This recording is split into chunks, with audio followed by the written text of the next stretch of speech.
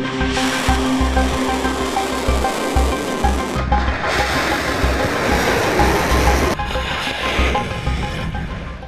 भी जेलेंस्की रूस से रहम और राहत की उम्मीद करते हैं, पुतिन यूक्रेन पर बमबारी कर उस उम्मीद को धराशायी कर देते हैं। जेलेंस्की अपना होशो हवास खो बैठते हैं। खार्किव में पुतिन के इस हमले में एक बार फिर यूक्रेन को वो सजा दी है जिसका सबसे बड़ा झटका जेलेंस्की को लगा है। पुतिन ने खार्किव में 78 बार हमला किया और इन हमलों में 107 ड्रोन आसमान में ही तबाह कर दिए गए। अब सोचिए कि कितने ड्रोन खार्किव की इमारतों से टकराए होंगे। ऐसा इसलिए हो रहा है क्योंकि पुतिन और जेलेंस्की के बीच सीज फायर वाला समझौता इन धमाकों के बाद छाए सन्नाटे में गुम हो चुका है।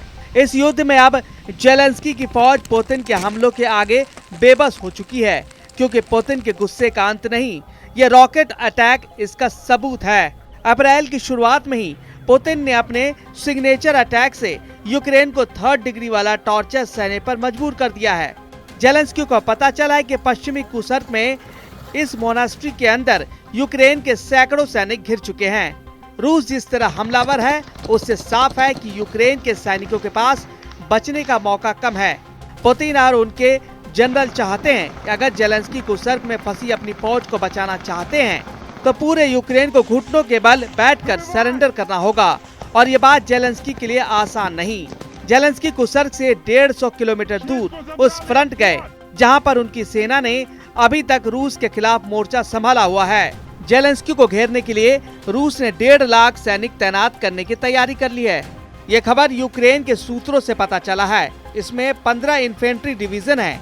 एक डिवीजन में 10,000 सैनिक होते हैं। अगर ऐसा हो रहा है तो साफ है कि पुतिन सीज फायर नहीं, अब यूक्रेन पर डबल फायर करना चाहते हैं। रूस की सेना इस वक्त 1000 किलोमीटर के मोर्चे पर यूक्रेन के साथ लड़ रही है। खार्किव से खेरसोन तक फ्रंट एक्टिव है और रूस किसी मोर्चे पर जेलेंस्की को डिस्काउंट नहीं देना चाहती। पुतिन की तरफ से ऑर्डर साफ है कि अब यूक्रेन को हराने से कम किसी बात पर फैसला नहीं होगा। ये बात जेलेंस्की को भी बहुत अच्छी से मालूम है। इसलिए सुमई के मोर्चे पर पहुंचे जेलेंस्की ने कहा कि इस फ्रंट पर रूस के हमले नाकाम किए गए हैं, जबकि यहाँ भी पुतिन आगे बढ़ने की लगातार कोशिश कर रहे हैं। 11 मार्च को यूक्रेन ने रूस के साथ 30 दिन वाले सीज फायर पर हामी भरी थी, लेकिन कुछ ही दिनों में सीज फायर वाली पिक्चर रिलीज होने से पहले ही फ्लॉप हो गई। रूस और यूक्रेन दोनों एक दूसरे को इसके लिए जिम्मेदार बता रहे हैं। यूक्रेन के फ्रंट पर युद्ध के ज्वालामुखी फट रहे हैं। फ्रंट पर लगातार दोनों तरफ से आग उगली जा रही है और सैनिक रोज मर रहे हैं और रूस की बमबारी खार्किव पर भी तेज हो चुके हैं।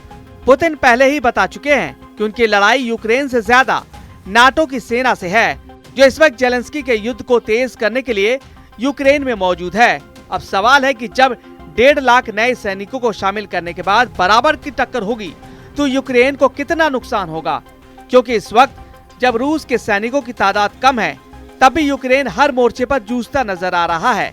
सवाल यह है कि जेलेंस्की के 1.5 लाख नए सैनिक घेरेंगे तो तस्वीर क्या होगी, क्योंकि रूस कम सैनिक होने के बावजूद यूक्रेन पर भारी पड़ रहा है।